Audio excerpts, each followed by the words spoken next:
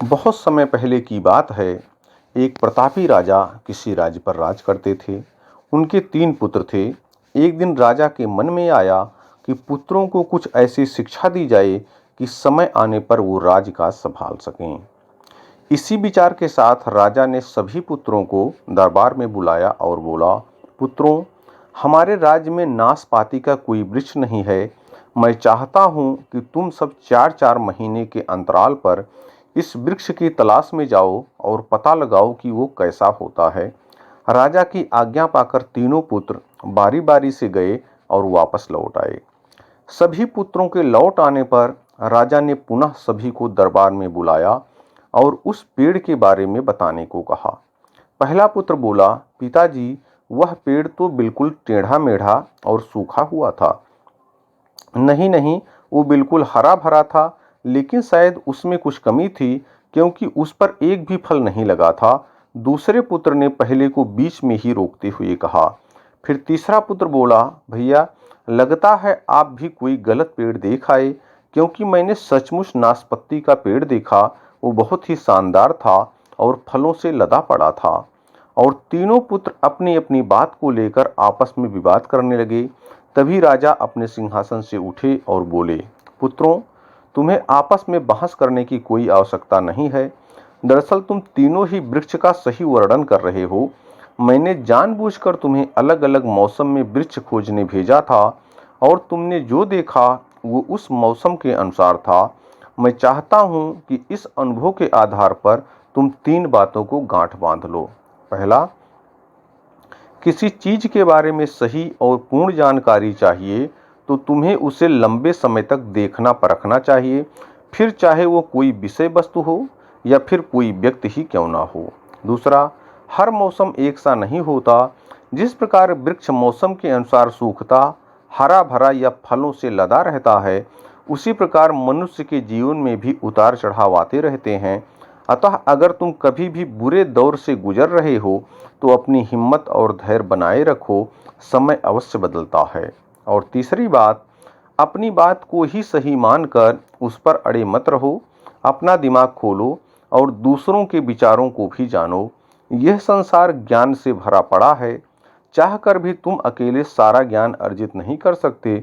इसलिए भ्रम की स्थिति में किसी ज्ञानी व्यक्ति से सलाह लेने में संकोच मत करो।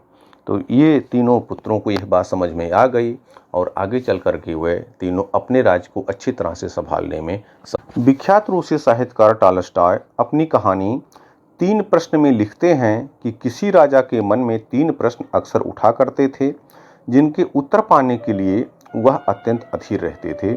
इसलिए उसने अपने राजमंत्री से परामर्श किया और अपने सभासदों की एक बैठक बुलाई। राजा ने उस सभा में जो अपने 3 प्रश्न सबके सामने रखे वो इस प्रकार थे। नंबर 1, सबसे महत्वपूर्ण कार्य क्या होता है। नंबर 2, परामर्श के लिए सबसे महत्वपूर्ण व्यक्ति कौन होता है। और नंबर 3, किसी भी निश्चित कार्य को करने का महत्वपूर्ण समय कौन सा होता है। कोई भी राजा के प्रश्नों का संतोषजनक उत्तर नहीं दे पाया, लेकिन उस सभा में राजा को एक ऐसे सन्यासी के बारे में पता चला जो सुदूर जंगल में एक कुटिया में रहते थे और सबकी जिज्ञासा का समाधान करने में समर्थ थे। राजा भी साधारण वेश में अपने कुछ सैनिकों एवं गुप्तचरों को साथ लेकर चल दिए उस सन्यासी के दर्शन के लिए। दिल में एक ही आस थी कि अब उसे अपने प्रश्नों के उत्तर अवश्य ही मिल जाएंगे।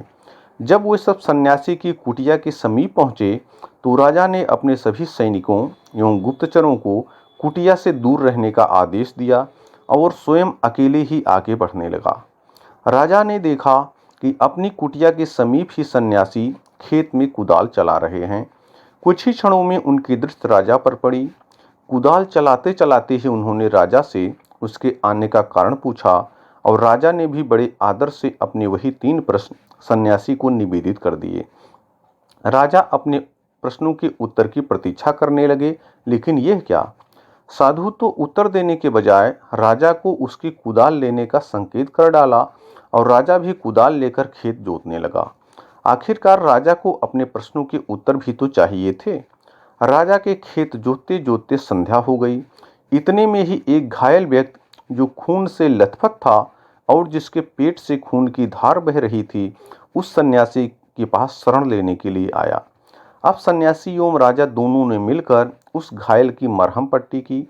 दर्द से कुछ राहत मिली तो घायल सो गया।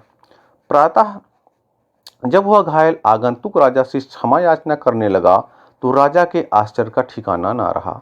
आगंतुक राजा की स्थिति देख तत्काल अपना परिचय देते हुए बोला, कल तक आपको मैं अपना घोर शत्रु मानता था, क्योंकि आपने मेरे भाई को फांसी की सजा दी थी। बदले का अवसर ढूंढता रहता था। कल मुझे पता लग गया कि आप साधारण वेशभूषा में इस साधु के पास आए हैं। आपको मारने के उद्देश्य से मैं यहाँ आया था और एक झाड़ी के पीछे छिपकर बैठा था, लेकिन आपके गुप्तचर मुझे पहचान गए और घातक हथियारों से मुझे चोट पहुंचाई, लेकिन आपने अपना शत्रु होने के बावजूद भी मेरे प्राणों की रक्षा की। परिणामतः मेरे मन का द्वेष समाप्त हो गया है। अब मैं आपके चरणों का सेवक बन गया हूँ। आप चाहे दंड दें अथवा मुझे क्षमा दान दें, यह आपकी इच्छा। घायल की बात सुनकर राजा स्तब्ध रह गए और मन ही मन इस अप्रत्याशित ईश्वरीय सहयोग के लिए ईश्वर को धन्यवाद देने लगे। सन्यासी मुस्कुराए और राजा से कहने लगे, राजन, क्या अभी भी आपको अपने प्रश्नों के उत्तर नहीं मिले? राजा कुछ दुविधा में दिखाई दे रहे थे, इसलिए सन्यासी ने ही बात आगे बढ़ाई। आपके पहले प्रश्न का उत्तर है, सबसे महत्वपूर्ण कार्य वही होता है जो हमारे सामने होता है। जैसे आपने मुझे खेत जोतने में सहयोग दिया। यदि आप मुझसे सहानुभूति न दिखाते तो आपके जीवन की रक्षा न हो पाती। आपका दूसरा प्रश्न था कि परामर्श के लिए कौन महत्वपूर्ण होता है, जिसका उत्तर आपको स्वयं ही मिल चुका है कि जो व्यक्ति हमारे पास उपस्थित होता है उसी से परामर्श मायने रखता है। जैसे उस घायल व्यक्ति को सहायता की आवश्यकता थी जिससे वह अपने प्राण बचाए, इस तरह आपका शत्रु भी आपका मित्र बन गया। तीसरे प्रश्न का उत्तर यही है कि किसी भी निश्चित कार्य को करने का महत्वपूर्ण समय होता है अभी। मित्रों, महान रूसी साहित्यकार टॉलस्टॉय की यह कहानी हमें सावधान करती है कि वर्तमान के महत्व को कभी भी नहीं भूलना चाहिए।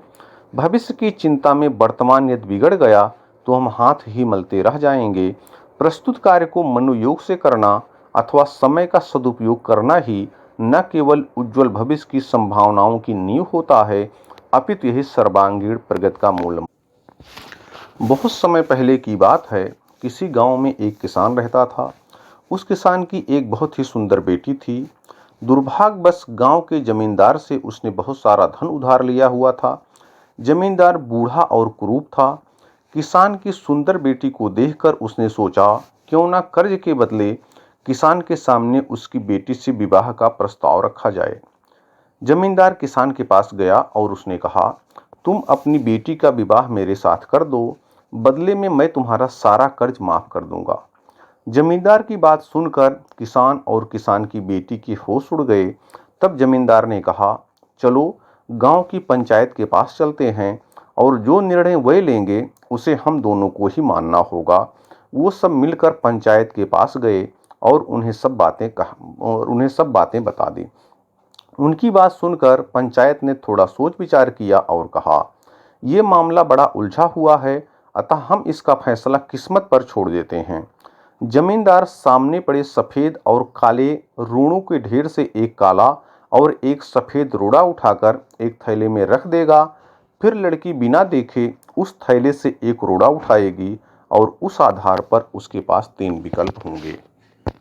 अगर वो काला रोड़ा उठाती है तो उसे जमींदार से शादी करनी पड़ेगी और उसके पिता का कर्ज माफ कर दिया जाएगा।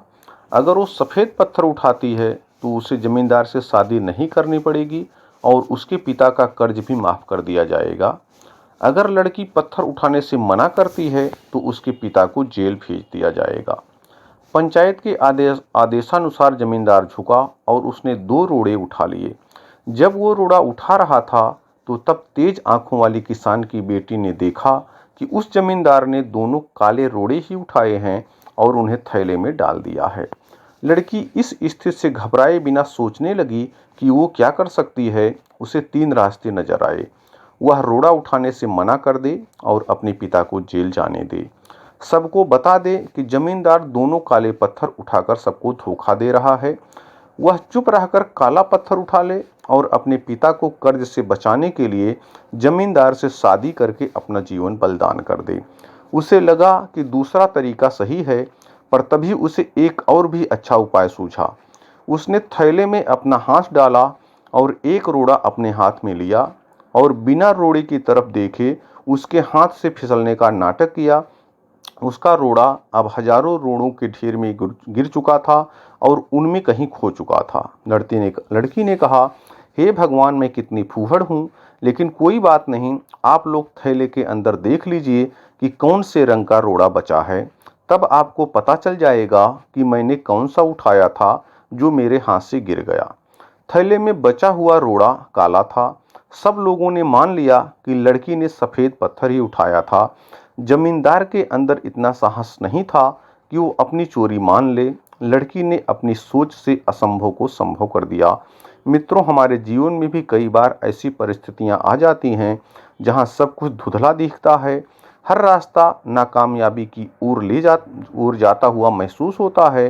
पर ऐसे समय में यदि हम परंपरा से हटकर सोचने का प्रयास करें तो उस लड़की की तरह अपनी मुश्किलें दूर कर सकते हैं।